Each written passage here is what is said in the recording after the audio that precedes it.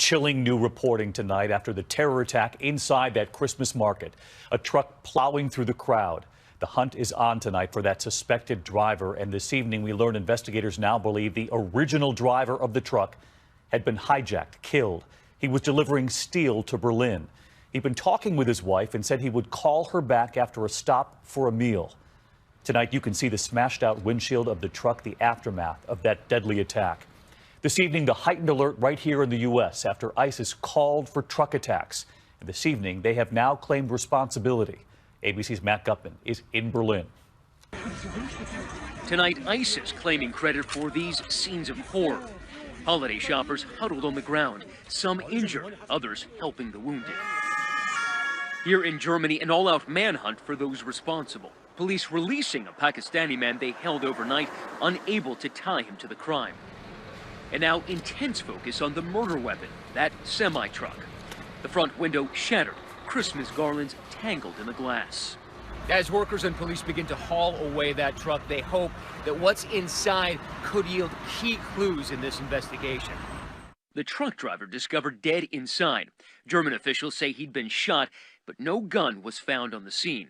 He was delivering steel beams from Italy to Germany. Investigators now scouring this area on the outskirts of Berlin where he may have parked.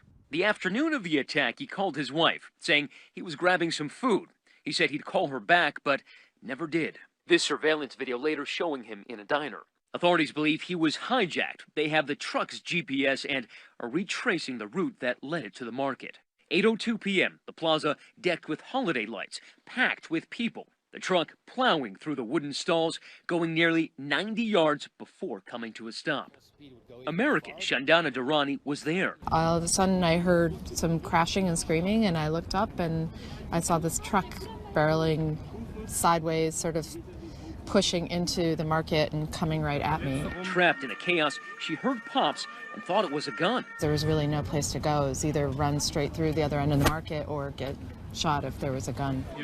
And were you immediately aware that people were hurt? Yeah, I heard people screaming. People were being hit. 12 people killed in the attack, at least 45 injured. The market stalls in splinters, Christmas trees strewn in the road. Authorities in the German capital Berlin are hunting a Tunisian national in connection with Monday's attack on a Christmas market that killed 12 people and injured 48. However, Interior Minister Thomas de Maizière declined to confirm numerous local media reports saying the new suspect was an asylum seeker. Earlier, police found an identity document in the truck under the name Anis A, born in the Tunisian city of Tataouine in 1992. Other reports suggested that the new suspect was known by 3 different names and that he had been in contact with the network of an Islamist ideologist. Police in Berlin had previously detained a Pakistani man but was later released due to a lack of evidence. Islamic State has claimed responsibility for the attack. Well, following the attack, the German cabinet has passed legislation allowing more video surveillance in public places. An investigation is ongoing into a deadly crash which saw a truck plough into a Christmas market in Berlin. Police now say it's not clear if the Pakistani man detained in the wake of the incident was really the driver. No group has claimed responsibility so far. The Chancellor, Angela Merkel, says she believes the incident was a terrorist attack. Merkel has promised a thorough investigation and that the perpetrator would be punished with the full force of the law. 12 people are confirmed dead and 48 injured. There's been a surge in gun sales being reported in the state of California. This ahead of sweeping gun control laws set to take effect in that state in the new year 2017. William Lajeunesse live in that story in L.A. and our bureau there. And what is the story, William? Good morning. Bill, the clock is ticking for California gun owners and those who may want to own one. In just over a week, Californians will be banned from buying so-called assault-style rifles with easily detachable magazines. But because California has a mandatory 10-day waiting period, buyers have just 1 day left to buy America's most popular rifle, the AR-15, and they must pick it up by December 31st, or else they will not be allowed to take possession. I'm here because I believe in a system of love and karma, but to counterbalance that, if it fails, I'm buying an AK-47 today. Do I need the weapon I just purchased? No. Did I purchase it anyway? Yes. That's the bottom line, is they took the choice away from responsible adults or irresponsible adults, one way or another. They took the choice away completely. You saw the security in Times Square, security being stepped up across Europe as well, especially at tourist sites where Americans will be among the holiday visitors. In London tonight at Buckingham Palace, there are strict new controls in place at this hour, and ABC's Lama Hassan is outside the palace tonight. Tonight, Scotland Yard tightening security at one of London's biggest targets, Buckingham Palace. The threat level is at severe in London. Helicopters patrol from the air. On the ground, armed police are on high alert. Extra security barriers now in place. All the roads around the palace will be closed off for 2 hours during the famous tourist attraction, Changing of the Guard. Tonight, Queen Elizabeth and Prince Philip, normally at their estate for their Christmas holiday, are at Buckingham Palace, but not for security. The palace telling ABC News both are suffering from, quote, heavy colds. Lama Hassan with us live from Buckingham Palace tonight, which brings us to the other headline there in London. Not only security concerns, but concerns over the health of the Queen and the Prince. What more do we know? Oh, absolutely, David. We are being assured tonight that there is no cause for concern. The Queen and Prince Philip have simply decided to delay their trip to Sandringham because they have these heavy colds. David? Lama Hassan with us from Buckingham Palace. Lama, thank you.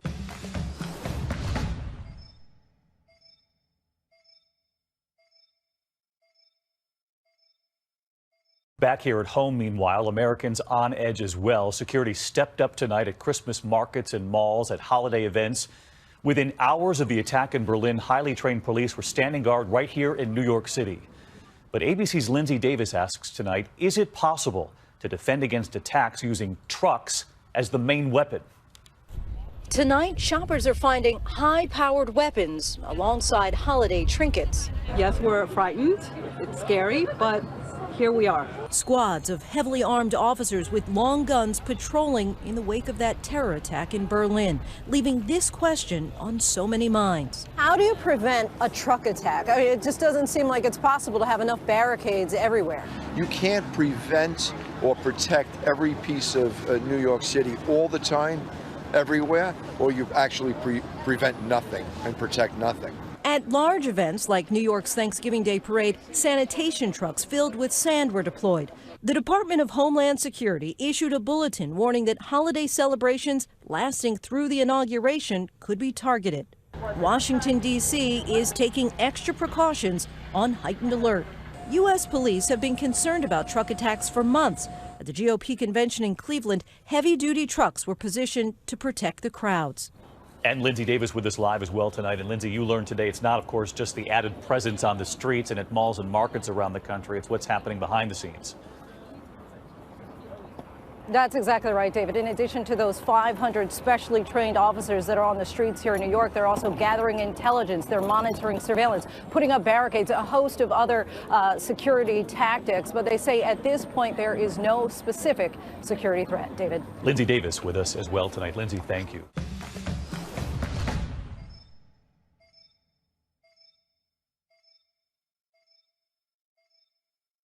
In Switzerland, a man dressed in black stormed a mosque in Zurich and opened fire, wounding 3 adult men. He then fled and had not been caught yet, though a body was found at a nearby bridge. 2 of the victims were seriously injured. Zurich police are not yet calling this shooting terrorism. But apparently the president-elect thinks it is. He tweeted yesterday, "Today there were terror attacks in Turkey, Switzerland, and Germany, and it is only getting worse. A civilized world must change thinking."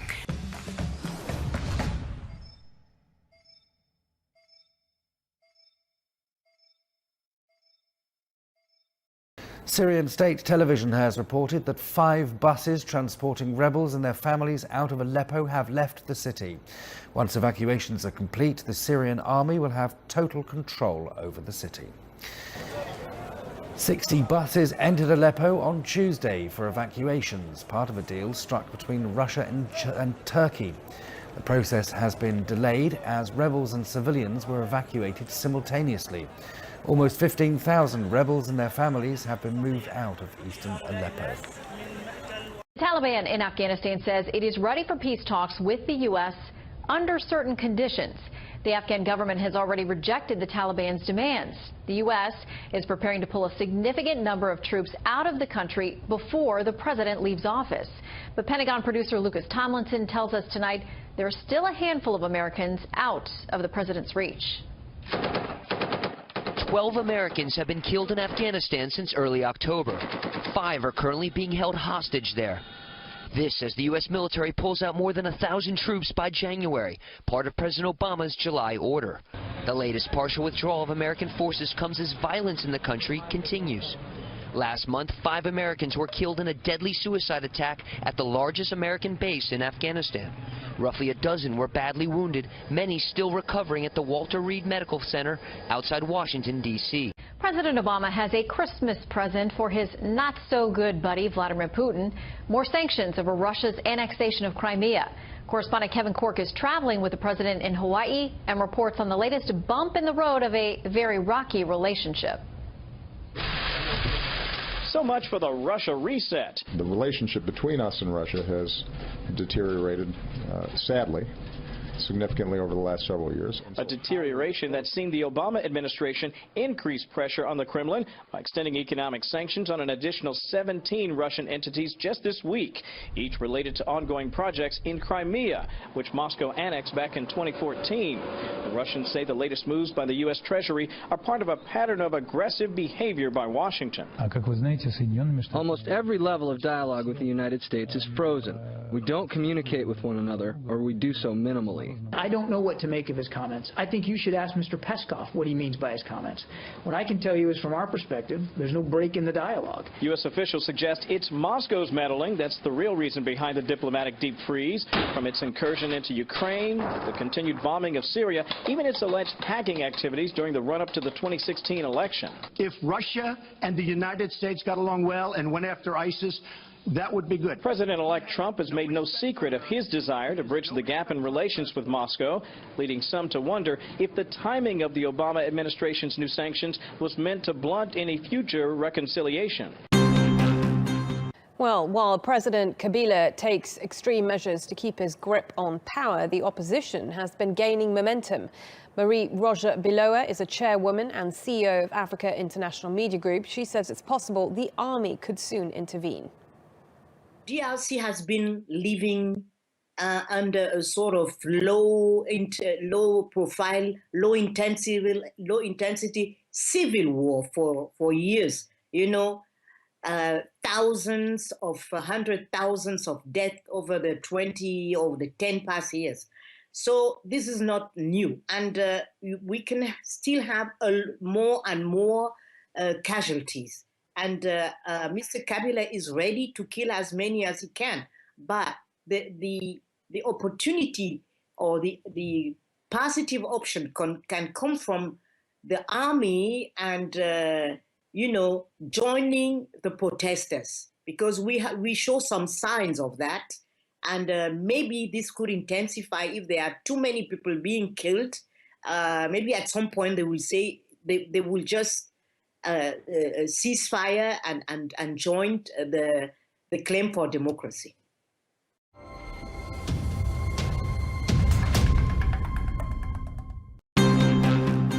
Well, Alain Bertrand-Lazaret works for a think tank trying to prevent violence in CAR. He says more international troops are needed.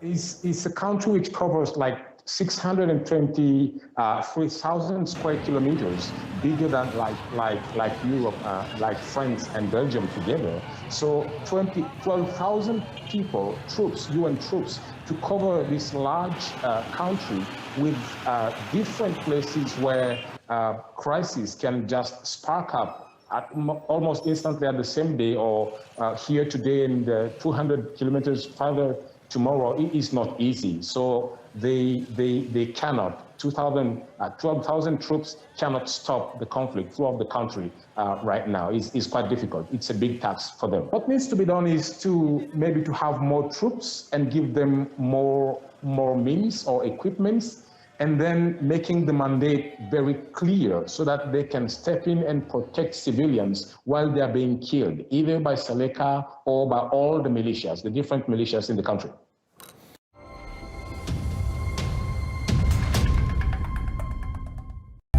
On Wednesday evening, North Carolina lawmakers could not agree on a plan for repealing a law known as the Bathroom Bill.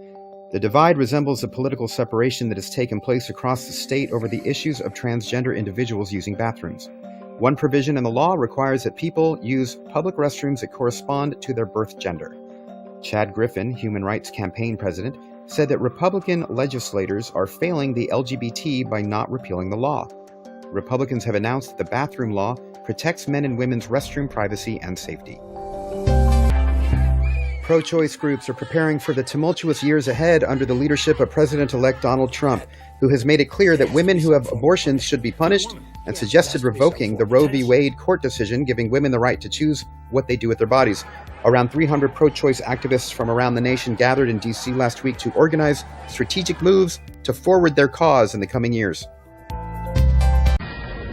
And this Fox News alert, a federal judge ordering the FBI to unseal the search warrant that led the agency to reopen its case into Hillary Clinton's emails just days before the election. That is expected to happen in just about 2 hours from now. Kristen Fisher has more. She's live for us from Washington. So, Kristen, why is the search warrant being unsealed now at this point?